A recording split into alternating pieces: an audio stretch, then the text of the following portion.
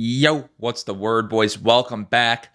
Dana White and the UFC absolutely stacked the Abu Dhabi card. This is UFC 308, sometime in October, right there, October 26th. Holy shit. These are a bunch of bangers. They announced 4 massive fights on the main card. Let's start off at the bottom. Don't forget to like, subscribe, follow all my socials. The link will be in the description. Holy shit. Magomed Ankalaev versus Alexander Rakic. This is a banger of a fight. It's 3 rounds.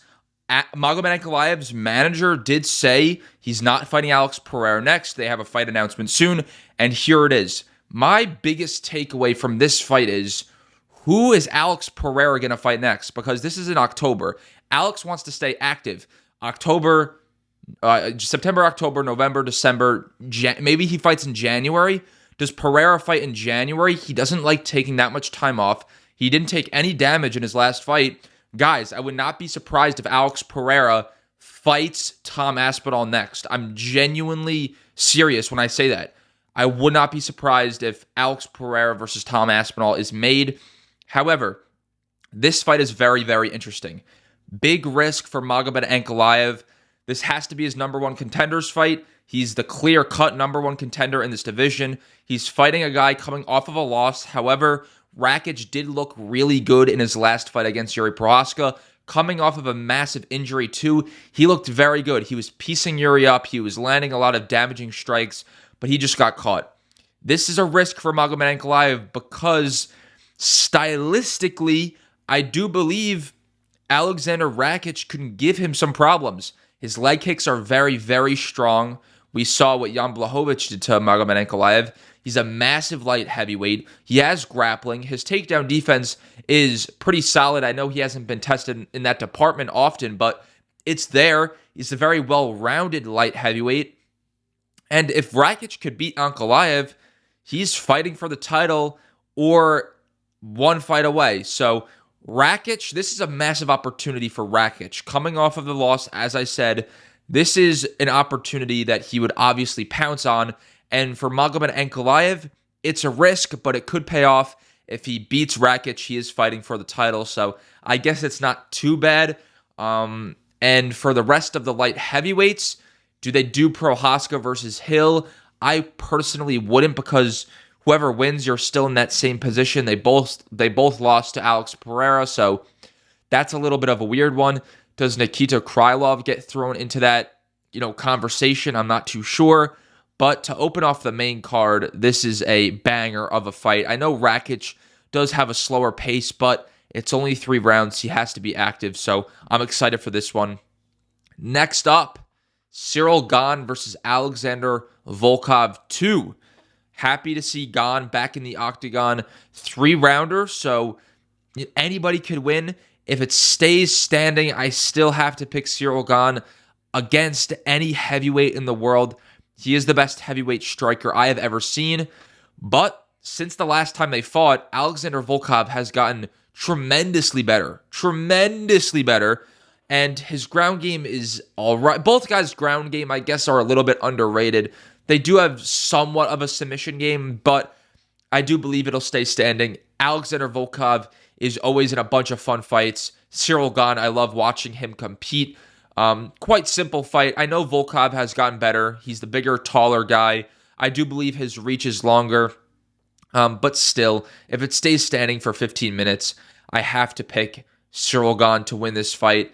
If he wins this, or whoever wins this actually, should be fighting Tom Aspinall for the undisputed championship.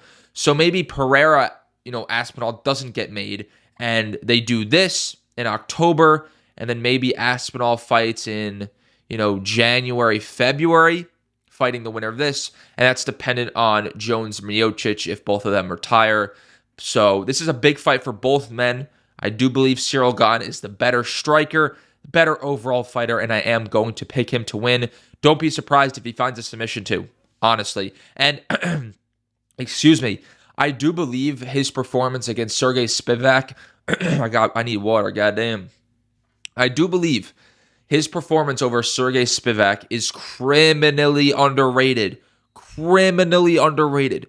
I know Spivak isn't that great. and Ciryl Gane should be beating him 10 times out of 10. But takedown defense looked really good, and his striking looked great. He beat the shit out of Spivak. I know we can't, talk about it too much because it is Spivak, and Spivak is not on the level of Volkov, but I was very, very impressed. If he is to fight an Aspinall, if he is to fight a Jones in a rematch, which I highly doubt, his takedown defense is a lot better. I am telling you guys that now. I am telling you that now. Let's move on. And sorry if I sound like stuffy. I'm like really congested right now. So sorry if I'm sounding a bit weird, but holy shit, this is a fucking banger. Robert Whittaker versus Khamzat Chimaev. 5-round co-main event. This was, of course, booked back in June. Khamzat had to pull out, but it is finally made. I hope this fight actually happens because it is one of my most anticipated fights for the rest of the year. This entire card is absolutely stacked. I think we have Lerone Murphy versus Dan Ige. Nursultan Ruzabayev is on the card. It's up there with UFC 300. It really, really is. I love this fight. The winner of this is fighting the winner of Duplessis Adesanya for sure. People are going to be crying, "Oh, where's Sean Strickland? Where's Sean Strickland?" Dude, he openly ducked Robert Whittaker. He literally said, "I do not want to fight Robert Whittaker." And of course, I highly doubt he would want to fight Khamzat Chimaev. So this is Strickland's fault. This is Strickland's fault. If he has to wait for a title, if he's sitting out, a year and a half, don't be surprised. It's his fault, but this is an incredible fight. I'm going to pick Khamzat Chimaev. Actually, I'm going to show you guys my predictions real quick.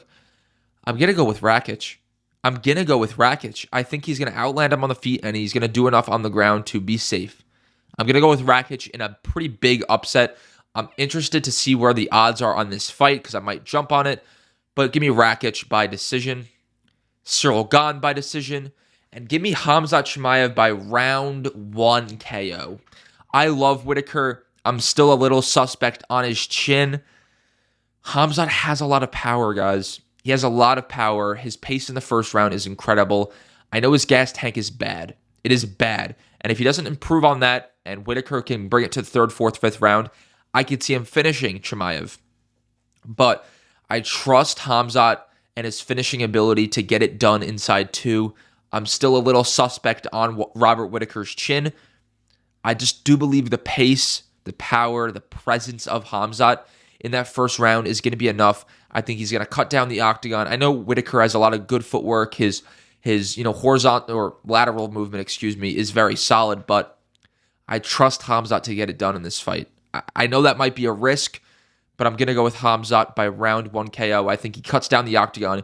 Maybe he feints for a level change and just throws the right overhand, right hook, something like that, and just sleeps Whittaker. It will be fucking crazy, but I could see it happening. This is still a banger of a fight, though. The winner fights Duplessis Adesanya. Guys, just imagine if we get Adesanya versus Chimaev. That is one of the biggest fights in middleweight history, if not the biggest. That might be the biggest fight in middleweight history right there, alongside the Pereiras, Adesanyas of the world and all that. So I can't wait for this fight. This card is so stacked. I can't fucking wait, man. And then the main event, Ilia Topuria versus Max Holloway. If you guys are familiar with my TikTok, I have almost 22,000 followers over there. Give me a follow. I glaze the fuck out of Topuria. I don't give a fuck. I glaze the shit out of this man. I think he's the best boxer in the UFC. I think he has the most power out of any champions. Yes, above Alex Pereira. And I do believe he is going to be the best featherweight of all time. And people shit on me for that take. However, everybody's going to see it when he knocks out Max Holloway. He's going to be the first guy to knock out Max Holloway. And I don't want to see anybody jumping ship. I don't want to see anybody saying, "Oh yeah, Topuria's that guy. Topuria's that guy." No. You guys have been shitting on this dude for months. "Oh, he doesn't fight. He talks a lot of shit but doesn't back it up." I've never seen a guy who has like a 90-something% finish rate, has a shit ton of power, well-rounded, talks shit, and is this hated. It's insane. This dude's going to knock out Max Holloway, and he's going to shut everybody up, and I'm ready for it. I've said this before the Josh Emmett fight, that he is Alexander Volkanovski's biggest challenge at featherweight, more than Max Holloway. And he proved it. And he brutally KO'd him in the second round. When he knocks out Max Holloway and or dominates Max Holloway, I don't want anybody jumping ship. This is my most anticipated fight for the rest of the year, and I can't wait. I don't see Max Holloway finding too much success in this fight. Topuria will chop that leg. He will chop that leg. Max Holloway, I don't think is going to be able to land the leg kicks. Topuria is short and stocky. He's not going to be able to land those body strikes that he loves, similar to the fights with Volkanovski. I know the spinning kick to the body could work for him in this fight, but guys, Topuria is a stylistic nightmare. Wait for, Topuria is going to cut down the octagon. He's going to invest in the body. He's going to be feint heavy. He's going to blast those low kicks. I know he doesn't throw them a lot, but in this fight, you're going to want to do that because Max Holloway relies on his movement a lot. He's going to cut down the octagon. He's going to feint low because he has incredible grappling, and he's going to catch him with the right hook. He is. I'm telling you guys now, right overhand, right hook. And I do believe that Topuria has insanely underrated grappling. The dude, submits people left and right outside of the UFC. You could look to his fights outside of the UFC. It's literally submission after submission after submission. And I made so many videos on this, and I've seen people say, I don't even know, Leon Edwards has better grappling. He's the most overrated grappler in the UFC. Guys, no. This dude's the second best MMA fighter on the roster and extremely well-rounded, and people will see it after this fight. I am telling you that now. I am so confident Ilia Topuria gets it done. He's that guy. Let me know what you guys think of the card in the comments section down below. Subscribe, Follow me on all socials. Link will be in the description. Peace out.